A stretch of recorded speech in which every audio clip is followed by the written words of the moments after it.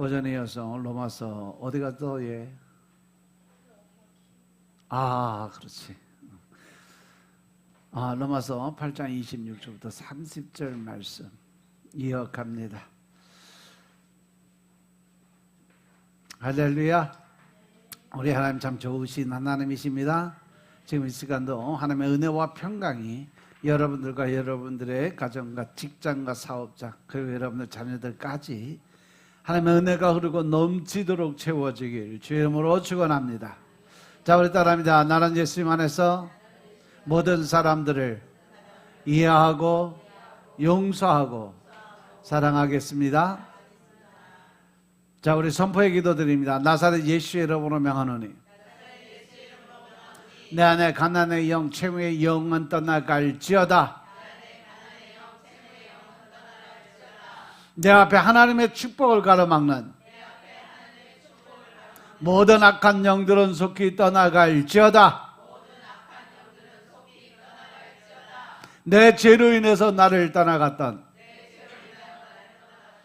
모든 영권, 인권, 물권은 속히 회복되어 돌아올지어다.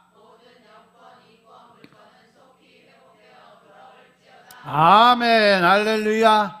우리 안에 모든 가난의 영, 채무의 영이 다 떠나간 줄로 믿습니다. 다소 우리의 모든 빚은 다 청산되어진 줄로 믿습니다. 하나님의 축복을 가로막는 악한 영들이 떠나가고 나를 떠났던 영권, 인권, 물권의 권세들이 다 회복되어 돌아온 줄로 믿습니다. 할렐루야. 이 시간 하나님께 영광을 드리는 귀한 시간 되시길 주의 이름으로 축원합니다. 오늘 로마서 8장 26, 30절 말씀 가지고 협력해서 선을 이루시는 하나님이라는 제목으로 말씀을 나누겠습니다. 자, 따라합니다. 협력해서 선을 이루시는 하나님. 이 로마서 5장 3절부터 5절에서는요 고난 속에서도 꺼지지 않는 소망에 대해서 말씀을 전하는데, 이 고백을 가만히 보면 참 낯설고도 놀라운 역사가 일어나요. 고난, 내게 오는 고난을 당연하게 기뻐하라는 이 말씀, 이 말이 너무도 우리 사람의 생각으로 바라보면 이상하게 들릴 수도 있어요. 하지만 고난은 누구에게나 아프고 무거운 짐이요, 힘들어, 어렵고 고통스러워요. 그래서 모든 사람들 가능하면 피하고 싶고 빨리 지나가기를 바라는 것이 솔직한 우리의 마음이 아닐까 생각해 봐요. 그렇지만 사도 바울은 그런 고난 가운데서 우리가 기뻐할 수 있다라고 설명을 해요. 단지 마음 먹기에 따라 다르다는 식의 긍정적 사고를 말하는 것이 아니에요. 내가 마음 먹기에 따라서 기쁠 수도 있고 슬플 수도 있다, 이런 식이 아니라는 거죠.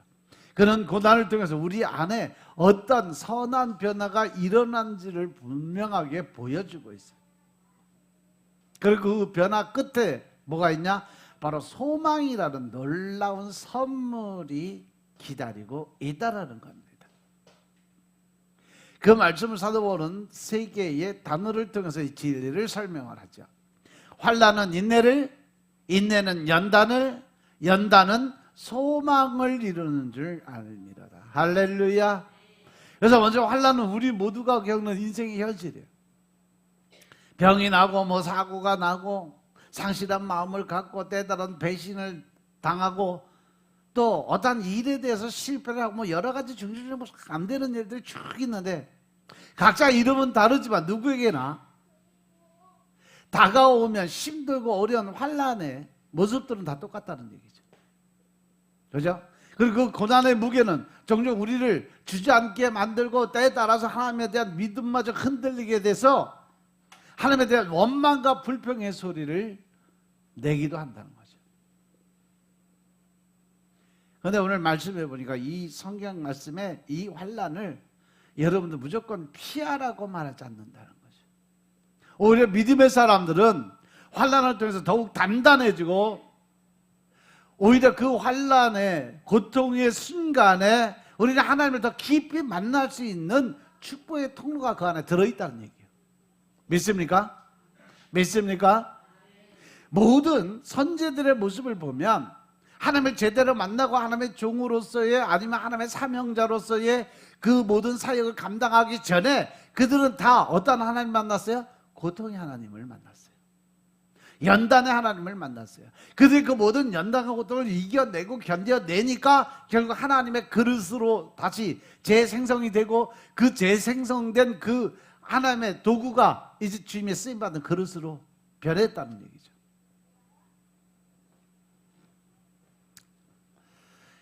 따라서 고난은 하나님께서 우리들을 무너뜨리기 위해서 쓰는 도구가 아니라 오히려 하나님이 우리들을 새롭게 재탄생하고 새로 만들기 위해서 거쳐가는 과정에 불과하다는 사실 명심하시기 바랍니다.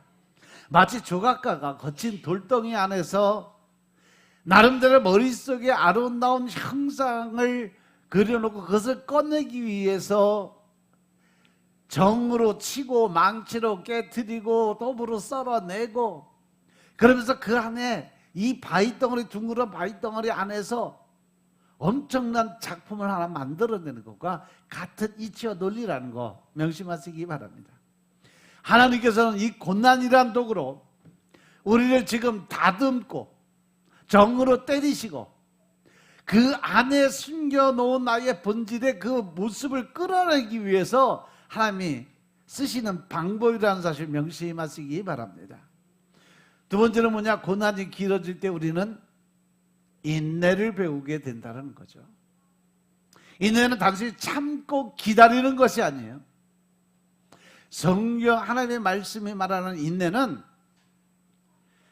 인간의 힘으로 통제할 수 없는 그 순간에도 우리는 끝까지 하나님의 말씀을 붙들고 갈 수 있는 그 상황, 그것이 바로 믿음이라는 것이고, 그 믿음으로 그 모든 연단과 환난을 이겨낼 수 있는 힘을 기르는 거예요. 즉 다시 말해서 버티는 힘이에요. 이 인내는 스스로 만들어지는 것이 아니라는 거죠. 환난 가운데서 눈물로 기도를 드리고 하나님의 말씀을 붙잡는 자에게만 이룰 수 있는 그러한 믿음이에요. 문제를 회피하거나 아니면 시간만 보내는 것으로 인내가 절대 길러질 수가 없다는 겁니다. 고난 속에서도 무너지지 않고 흔들리지 않고 여전히 하나님 앞에서 서 있으려는 그러한 사람들에게 주어지는 선물, 이것이 바로 인내라는 믿음의 선물인 것임을 깨달으시기 바랍니다. 아멘. 세 번째는 뭐냐? 인내는 우리 안에 연단된 인격을 형성해 나가는 거예요. 연단이라는 것은 불순물이 제거된 순금처럼 깨끗하고 순결해지는 과정이라는 거죠. 이 연단을 통해서 우리는 내 안에 있는 모든 더러운 것을 씻어낼 수 있는 기회가 주어졌다는 사실이죠. 믿습니까? 여러분들 삶에 평탄하고 내가 예수를 믿으니까, 하나님을 믿으니까, 내가 복받은 사람이니까 내게는 앞으로 탄탄대로만 있다, 절대 연단이나 환난이나 역경 같은 건 절대 오지 않는다, 이게 아니라는 거예요. 하나님은 더 사랑하는 자들 더 단단하고 더 귀하게 만들고 해서 더 많이 정으로 치고 또 깎아내고 다듬고, 그러므로서 점점 더 큰 하나님의 형상으로 바꿔가시는 분이심을 깨달으시기 바랍니다. 그래서 하나님께서는 고난을 통해서 우리를 점점 더 성숙한 하나님의 종으로서의 사명자로서 감당할 수 있는 힘과 능력을 주신다는 거죠. 눈물로 지나온 사람은 다른 이의 눈물을 이해할 수가 있어요. 내가 어떤 일을 겪고 나면 그 일을 하고 그러한 일을 겪는 사람의 그 심령이 내 안에 이해할 수 있는 마음이 생긴다는 거죠. 하지만 겪지 않은 사람은요, 절대 그런 것에 대해서 이해할 수가 없어. 왜? 알지 못하니까. 그러니까 늘 자기 생각에, 자기 중심의 생각에서 틀을 못 벗어나는 거예요. 제가 오전에도 말씀드렸죠. 모든 일은요, 역지사지, 상대방의 입장에서 생각을 하고 상대방의 입장에서 말을 할 수 있는 준비가 되어 있는 사람들이 바로 하나님의 사람들이고 믿는 하나님의 백성들이라는 거 명심하시기 바랍니다. 자기 입장에서 자기 의만, 자기 생각만, 자기 그 뜻만 주장하고 내세우는 사람들은 결국 하나님의 사람이 하나님의 입장에서 얘기하는 게 아니에요. 그거는 사단 마귀에게 끌려다니는 모습이에요. 내가 말 한마디 하는 이 한마디가 상대방이 들음으로써 또 그 사람들이 듣는 사람들이 어떠한 마음으로 어떠한 심령으로 들을 수 있는지, 어떠한 생각을 하게 되는지, 그걸로 해서 상처를 받는지 안 받는지, 그걸로 인해서 그 사람이 시험이 들지 안 들지 모든 걸 계산하고 생각해서 가장 좋은 현명한 방법으로 입술을 여는 것이 하나님의 사람들의 모습이에요. 믿으시면 아멘 합시다. 믿으시면 아멘 합시다. 잠시 잠깐 사단이 갖다 주는 생각에 붙잡혀서 또 어떤 분위기에 휩쓸려서 거기에 동조하다 보면 나는 똑같은 그 입장에 서고 있다는 사실 명심하시기 바랍니다. 연단을 통과한 사람은 사람의 평가가 아닌 하나님의 시선을 의식하고 살아가기 때문에 그래요. 내가 이 말 한마디를 하면서 하나님이 우리에게 주신 그 말의 권세, 혀의 권세가 얼마나 큰지 네가 말하는 대로 내가 시행하겠다는 약속의 말씀을 붙들고 나아갈 수 있는 여러분의 삶이 되시길 주님으로 축원합니다. 그렇기 때문에 우리는 늘 하나님의 말씀을 머릿속에 새기고 또 내가 이 말을 함으로 해서 하나님이 기뻐하실지 안 기뻐하실지, 이것을 통해서 하나님의 진노가 임할지 안 임할지 이것을 분명히 결정하고 입술을 열 수 있는 여러분들의 삶이 되시길 주님으로 축원합니다. 왜냐하면 하나님께서는 우리에게 엄청난 혀의 권세, 말의 권세를 주셨어요. 그것이 바로 마가복음 9장 6장인가? 그 9장에 나오는 말씀처럼 무화과나무 비유처럼 예수님께서 그 무화과나무 저주를 하고 나니까 그 다음날 싹 말라버린 것처럼 그만큼 우리 입술에는 권세가 있어요. 말에 그 힘이 있고 능력이 있음을 깨달으시기 바랍니다. 여러분들이 말하는 대로 하나님이 시행한다고 말씀하신 것처럼 이젠 여러분들이 축복을 하면 그 축복이 그에게 임하지만 저주를 하게 되면 그 저주가 나에게 임하게 된다는 사실 명심하시기 바랍니다. 고난 이전에 보이지 않는 것들이 보이고 깨닫지 못했던 진리가 마음에 새겨질 수 있는 것, 이 연단이라는 것이 우리를 겸손하게 만들고 더 깊은 하나님의 믿음 안에 신뢰로 하나님 앞에 엎드리게 하는 도구라는 사실 명심하시기 바랍니다. 우리가 늘 평안하고 기쁘고 살 수 있는 그 자리에 들어가면 부자처럼 내가 풍년이 들어서 이제 곡식이 많이 생겼으니까 새로운 창고를 짓고 그 새로운 창고 안에서 더 많은 부를 누리고 자기가 죽을 때까지 그냥 즐기며 살겠다는 욕심 마음을 가지고 하나님 뭐라 그래요? 네 영혼 올 적에 내가 부르면 너 어떡할래? 세상의 욕심에 관해서 하나님은 철저하게 배제하라고 말씀하고 계심을 깨달으시기 바랍니다. 이 모든 과정, 여정을 통과하며 마침내 우리는 소망을 갖게 된다는 거죠. 그런데 이 소망은 단지 뭐 잘 되겠자는 막연한 생각이 아니라는 거예요. 즐거운 생각을 갖고 있는 것만이 아니라는 거예요. 이 소망은 하나님이 내 삶을 책임지신다는 믿음, 하나님은 선한 분이시고 결국 나를 아름답게 인도하실 것이라는 확실의 믿음을 갖게 해주는 거예요. 그래서 이 소망은 절대 좌로나 치우치지 않는 그러한 믿음이라는 거죠. 나의 감정이나 상황에 따라서 요동치는 것이 아니라 하나님이 누구신지를 아는 데서 나오는 신앙의 고백이 바로 확실한 믿음이에요. 그래서 사도 바울은 5절에서 뭐라 그러냐면 소망이 우리를 부끄럽게 하지 아니함은, 할렐루야, 성령으로 말미암아 하나님의 사랑이 우리 마음에 부은 바 됨이니, 할렐루야. 5절이다. 소망이 우리를 부끄럽게 하지 않는다는 말씀은 우리가 기대한 것이 헛되지 않을 것이라는 의미. 즉 다시 말해서 우리가 하나님의 뜻에 합한 자가 되고 하나님이 원하지 못대로 살아가면 하나님은 우리의 생각까지도 주관해 주시는 하나님입니다. 내가 마음만 먹어도 그 일이 이루어지는 역사가 일어나요.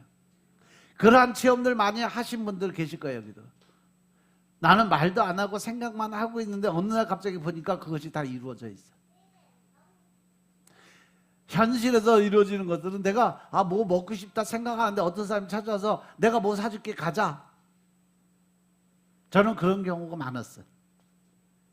마음속으로만 생각하고 오늘은 회가 먹고 싶으네 그랬는데 누가 찾아서 목사님 우리 회 먹으러 갈까요? 그래. 그건 얼마나 좋은지 몰라. 어디를 가도 늘 내 안에 뭔 믿음이 있냐면 어디가 주차장 차 세울 때도 그렇게 자리가 하나도 없어도 내가 가면 항상 하나님이 한 자리는 비워놓으셔. 믿고 가면 꼭 한 자리는 비어있어. 그게 하나님의 방법이고 하나님이 일하시는 거예요. 보이지 않게 늘 하나님이 우리를 위해서 일하는 모습을 진짜 보여주는 현상들이에요. 여러분들의 삶이 항상 믿음 안에서 우리가 할 수 있는 일들은 다른 거 없어요. 순전한 믿음을 하게 드리면 하나님도 순전하게 우리의 모든 일을 이루어 주신다는 사실 명심하시기 바랍니다. 따라서 하나님께 두는 소망은 결코 흔들리는 신앙이나 실망하거나 좌절하는 신앙이 결과가 없다라는 거죠. 왜냐하면 하나님은 성령님을 통해서 하나님의 사랑을 우리 마음 깊이 부어주시기 때문인 것입니다. 그 사랑이 우리 안에 있다는 사실 하나만으로 우리는 다시 일어설 수 있는 힘과 능력이 우리 안에서 불같이 일어나고 있다는 사실이죠. 넘어져도 아파도 다시 희망을 말할 수 있는 그 힘 어디서 오냐? 내가 하나님 먼저 믿는 그 믿음 안에서, 확실한 믿음 안에서 우리는 늘 새 힘과 새 능력을 얻게 된다는 사실 명심하시기 바랍니다. 이사야서 40장 31절의 말씀처럼 오직 여호와를 앙망하는 자는 새 힘을 얻는다고 그랬어요. 그래서 그가 뛰어가도 걸어가도 피곤차고 곤빛지 않게 늘 하나님의 영주권의 강건함을 채워주시고 늘 새 힘과 새 능력을 주신다고 약속하셨음을 믿으시기 바랍니다. 이 사랑이 우리 마음을 지탱하는 힘이고 이 사랑이 있기 때문에 우리는 기뻐할 수 있는 삶을 살아간다는 겁니다. 여러분도 혹시 지금 고난 가운데 계신다면, 주저앉고 싶고 마음이 무너질 만큼 고통스러운 삶이 있다면 분명하게 기억하시기 바랍니다. 하나님은 결코 여러분들을 그냥 내버려 두지 않으신다는 분 명심하시기 바랍니다. 여러분들의 고난은 반드시 의미 있는 과정이 될 것이고 여러분들이 새롭게 재탄생하기 위한 새로운 피조물로 다시 만들기 위한 하나님의 계획 안에서 우리가 움직이고 있음을 깨달으시기 바랍니다. 그 고난은 여러분들을 인내하게 만들고 그 인내는 여러분들을 성숙하게 만들고 그 성숙은 여러분들 안에 흔들리지 않는 믿음의 소망을 이루기 위한 하나님의 계획 안에 들어있음을 깨달으시기 바랍니다.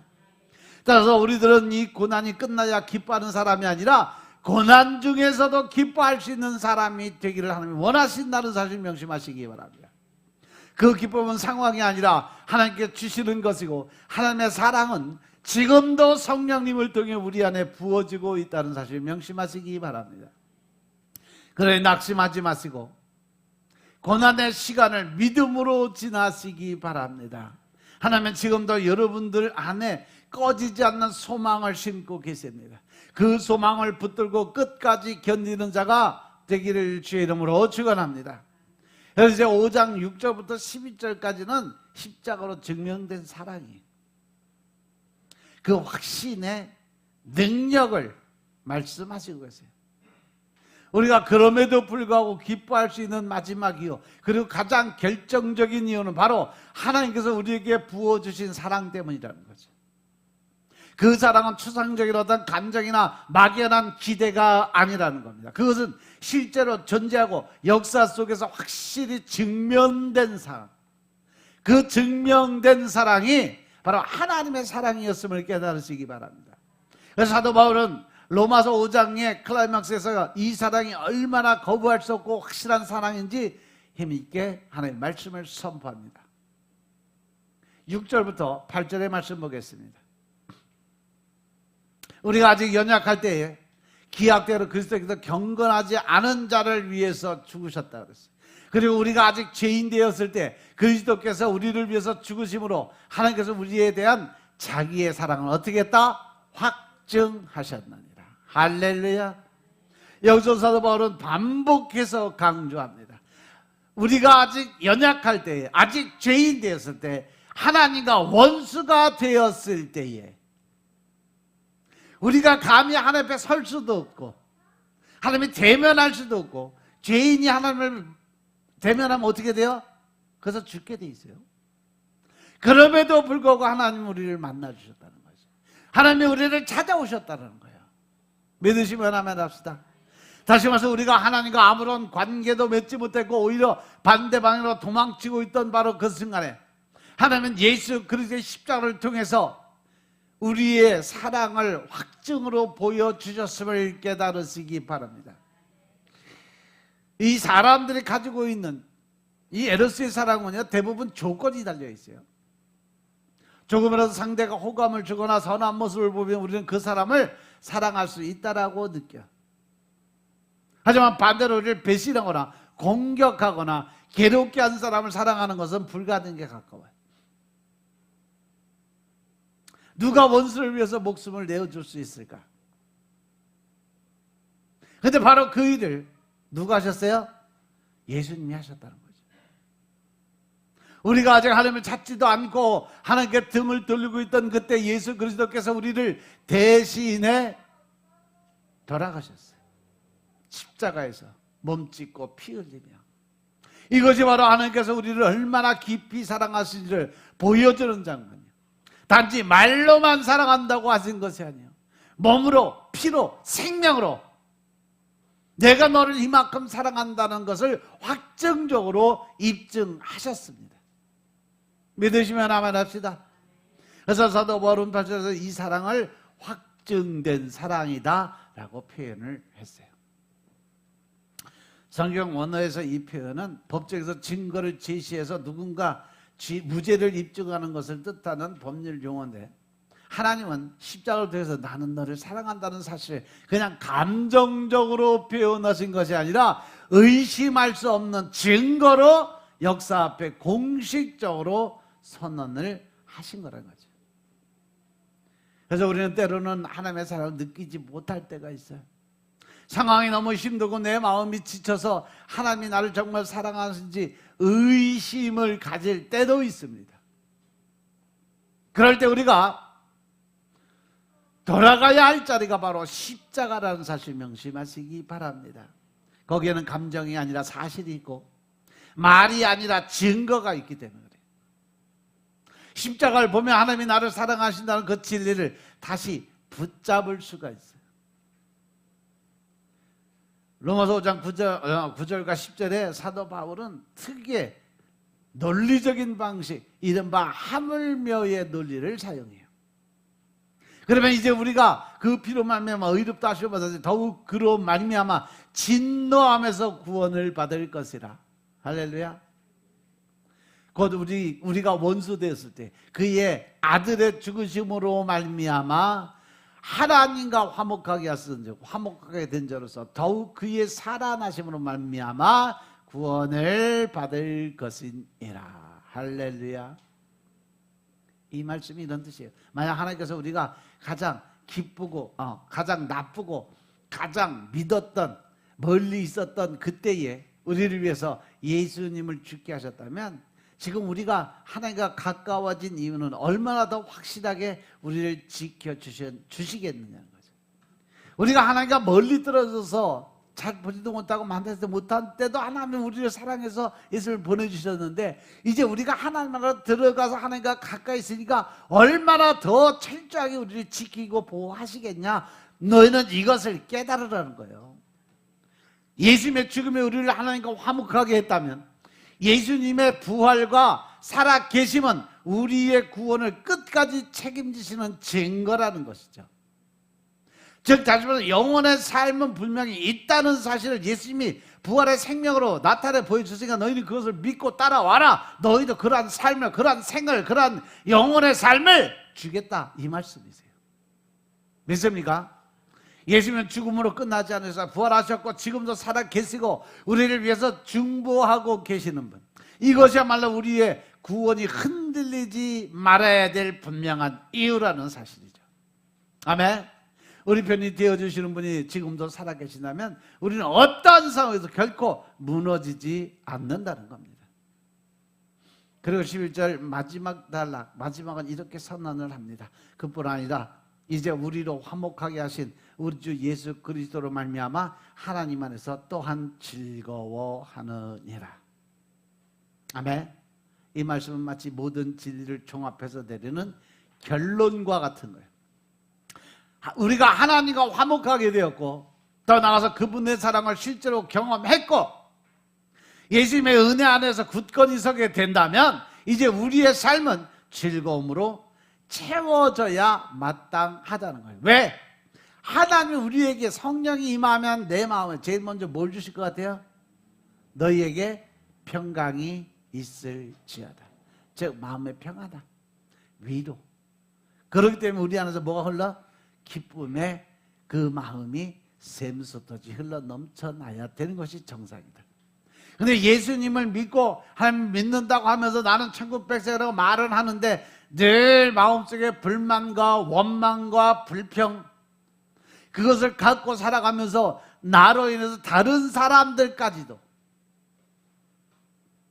디모데후서 말씀처럼 그들은 자기가 잘못된 길을 걸어가는 줄 알면서 다른 사람을 잘못된 길을 끌어가면서 그것이 옳다 주장을 한다. 너희는 그런 사람들에게서 어떻게 해라? 돌아서라.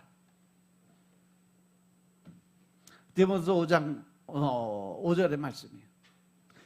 우리는 하나님의 말씀대로 살아가려면 세상과 단절이 돼야 돼요. 제일 먼저 하나님의 종으로서의 삶을 살아가기 위해서는요, 세상 사람들과 인연, 식구들까지도 다 끊어져야 돼요. 그걸로 인해서 우리는 하나님의 사람을 온전히 거듭나게 되고, 이제 그 다음부터 제가 처음에 목회 시작하면서 3년 동안 아무도 안 만났어요. 물론 한 친구들 다 끊게 만들었고 세상적인 사람들 다 끊게 만들었고 마지막 남은 줄이 식구들이었어요. 그런데 목회를 시작하면서 철저하게 제가 다 끊었고 하나님도 끊게 만드셨어요. 3년 동안 연락을 한 번도 안 하고 끊어놓고 오직 말씀에만 의지하고 하나님만 바라보고 가니까 3년이 지난 후부터 그쪽에서 먼저 연락이 오게 만들더라고요. 그쪽에서 찾아오게 만들더라고요. 그래서 다시 회복돼서 지금은 우리 식구들이 하나가 돼서 이렇게 열심히 서로 믿고 의지하고 이렇게 살아가요. 하나님이 세상 거 끊는다고 해서 영원히 끊어놓는 거 아니에요. 내가 훈련받고 내가 훈련이 되고 내가 내려놓음을 통해서 하나님께 인정받고 합격의 도장이 찍히면 그 다음부터 다시 역으로 그들을 전도할 수 있는 기회, 그들에게 하나님의 사랑을 전할 수 있는 기회, 또 하나님이 어떠한 분이라는 걸 알려줄 수 있는 기회, 발판을 삼아요. 그래서 하나님의 일하심이 어떤가를 분명하게 보여주시고 그걸 통해서 그 사람들의 마음을 바꿔놓으세요. 그게 하나님의 방법이에요. 그런데 사람들은 내가 인위적으로 내 생각으로 내 방법으로 그 일을 연주를 자꾸 이어가고 또 그것을 통해서 내가 자꾸 세상으로 나간다는 걸 깨닫지 못해요. 하나님이 회복시키시고 하나님이 그들의 연주를 이어주시고 하나님이 다시 일할 수 있는 공간을 만들어야 되는데 내가 다 해버려요. 그럼 하나님이 하실 일이 뭐 있어요? 없어요. 그럼 하나님이 일 안 하신다니까. 그러니까 나는 늘 내가 책임져야 되는 삶을 내가 만들어 가는 거예요. 힘들고 어려운 일이 있을 때일수록 더 엎드리고 기도 드려야 된다는 분명한 메시지를 전했음에도 불구하고 들은 척을 하네. 힘들고 어려운 일이 생기면, 곤란한 일이 생기면 엎드려서 기도를 드리고 하나님의 그 관계 회복을 위해서 해야 되는데 내가 해결하려고 그래. 내 방법대로, 내 뜻대로, 내 식대로. 그렇게 하다 안 되면 나중에 하나님께 엎드리는데 하나님도 그러죠. 네가 한 만큼 나도 내 멋대로 할 거니까 기다려라지. 하나님의 해결을 못해서가 아니라 안 하시는 거예요. 왜? 이스라엘 백성들이 하나님의 말씀을 못 믿고 가나안 땅을 40일 동안 정탐을 했어요. 물론 하나님이 고집을 쓰니까 허락은 하셨는데 결과론적으로 하나님에 대한 불신과 배반의 결과가 나오니까 결국 어떠한 징계를 해야 돼요? 40일을 하루가 1년 삼아서 40년을 너희가 광야 생활을 할 것이다. 그 말씀대로 됐잖아요. 광야, 이스라엘 40년 광야 생활 그래서 됐어요. 왜? 하나님의 말씀에 대한 확신이 없고 불신의 마음이 있었기 때문에 나는 못 믿는 놈들하고는 일 못한다는 거죠. 오직 두 사람 여호수아와 갈렙만이 하나님 말씀을 믿고 하나님이 함께 하신가 우리는 뭐든지 할 수 있다 하면 된다 해보자 가나안 땅으로 들어가자 선포한 사람들만 들어가서 두 사람. 그리고 그때 당시 20살 이하짜리만 살고 20살 이상들은 다 광야에서 우리가 차라리 광야에서 엎어져 죽었으면 좋겠다, 애굽으로 돌아갔으면 좋겠다, 불평하고 원망한 사람들 다 죽었어요. 광야에서. 그들이 말한 대로 광야에서 엎드려져 다 죽었어요. 그래서 여러분들 말의 권세, 여러분들 말의 능력이 얼마나 큰지를 분명히 깨닫고 알고 그리고 나서 이야기를 하라는 거예요. 내 말 한마디가 과연 하나님에게 어떠한 하나님의 일에 어떠한 또 하나님의 계획에 어떠한 결과를 가져올지.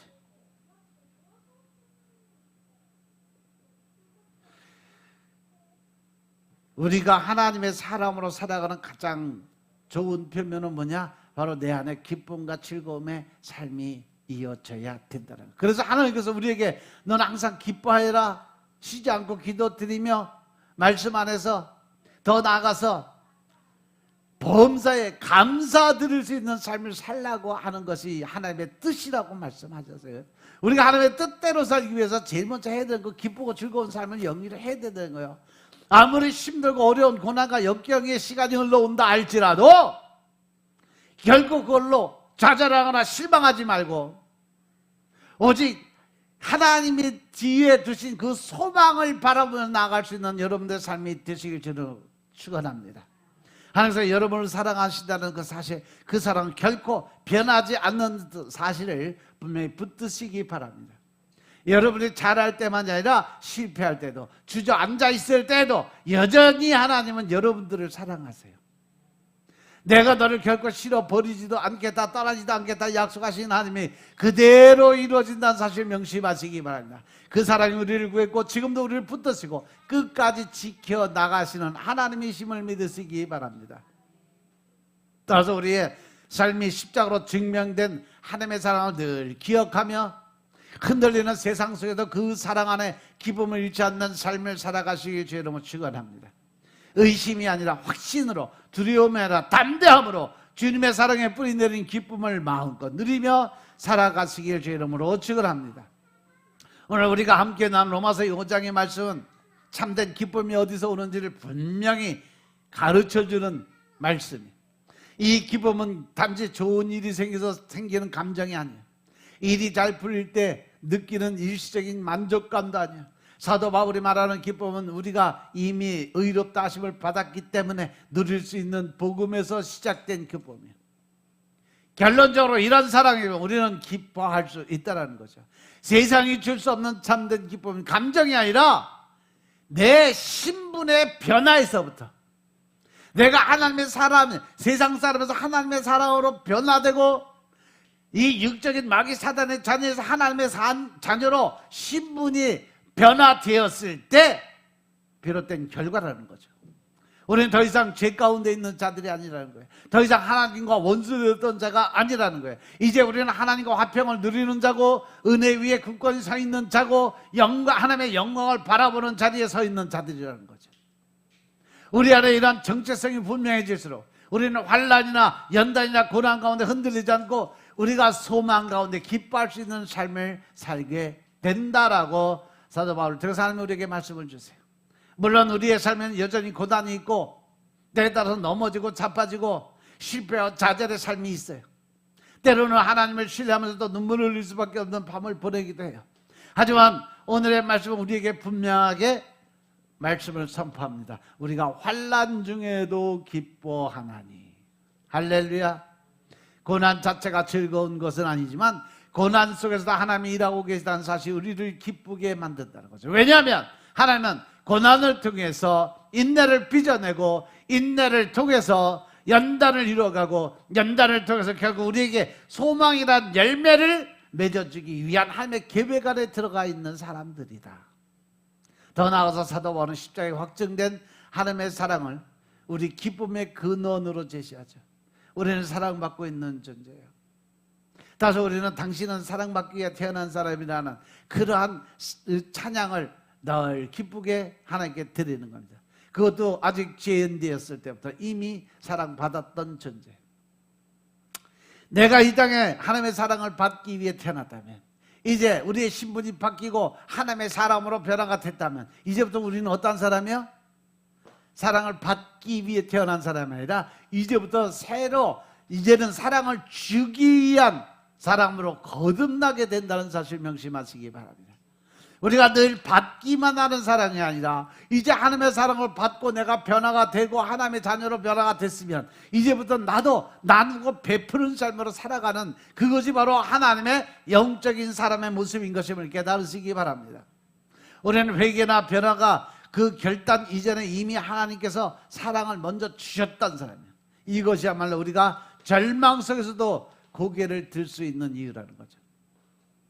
십자가는 이렇게 우리에게 얘기를 해요. 하나님은 너를 포기하지 않으셨다. 지금도 그렇고 앞으로도 절대 하나님은 포기하지 않으시는 분이다 라고 말씀하세요. 그래서 우리는 당당히 기뻐할 수 있어요. 세상이 보기에 우리 삶이 평탄하지 않아도 오히려 엉망진창인 것처럼 보여도 우리는 그 속에서 웃을 수가 있다는 거죠. 왜냐하면 하나님이 나를 사랑하신다는 사실은 단 한 번도 흔들린 적이 없기 때문이에요. 그리고 그 사랑이 오늘도 성령으로 말미암아 내 마음에 부어지고 있기 때문입니다. 우리는 사랑을 받고 있어. 그래서 우리는 오늘도 기쁨을 선택할 수 있습니다.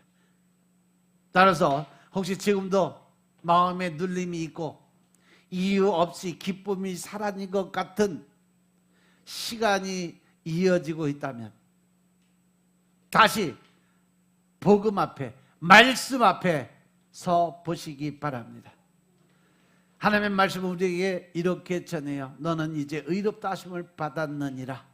그러므로 지금 하나님과 화평을 누리고 있고 그 하나님의 은혜 안에 서 있으며 영광을 바라보고 있으며 고난 중에도 낙심하지 않을 수 있는 인간 능력을 이미 네가 받았느니라 라고 말씀하세요.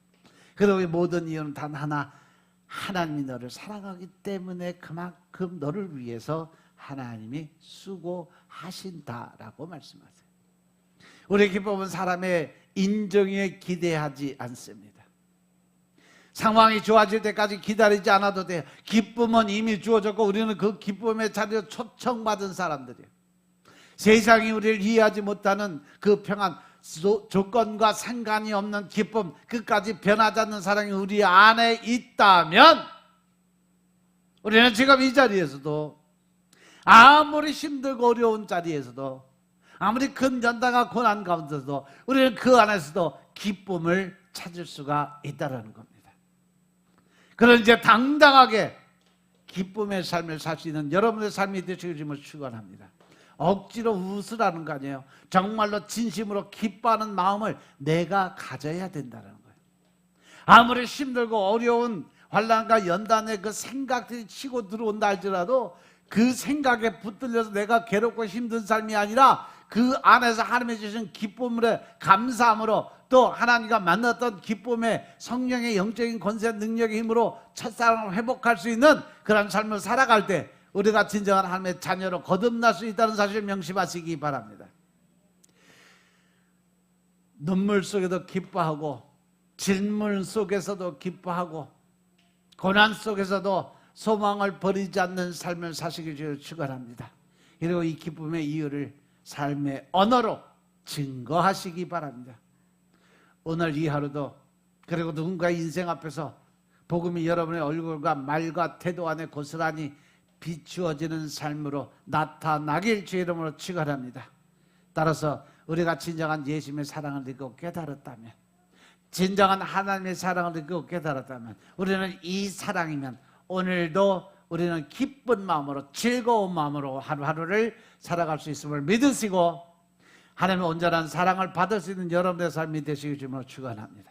기도드리겠습니다. 아버지 하나님 감사드립니다. 서로 협력해서 선을 이루어가는 우리의 온전한 모습 안에 주의 영적인 권세 능력의 힘을 얻게 하시니 감사합니다. 늘 신령과 진정의 마음으로 하나님 나라의 군사의 삶을 살 수 있도록 도와주시니 감사합니다. 하나님께서 일하시는 모습대로 또 하나님의 계획하신 대로 우리의 삶이 변화되게 하시고 우리의 권세와 능력 안에 쓰임받는 도구의 삶을 살 수 있게 도와주시고 오직 하나님의 의의를 드러내는 그리하여 하나님의 뜻을 이 땅에 이루어갈 수 있는 하나님의 군사적 역할을 감당할 수 있도록 주님이 축복하옵소서. 저들이 늘 하는 일마다 형통의 복이 임하게 하시고 또한 하는 일마다 좋은 일들로 다 바뀌어질 수 있도록 축복하옵소서. 모든 말씀 우리 주 예수 그리스도의 이름으로 감사드리며 기도드려 사옵나이다. 아멘.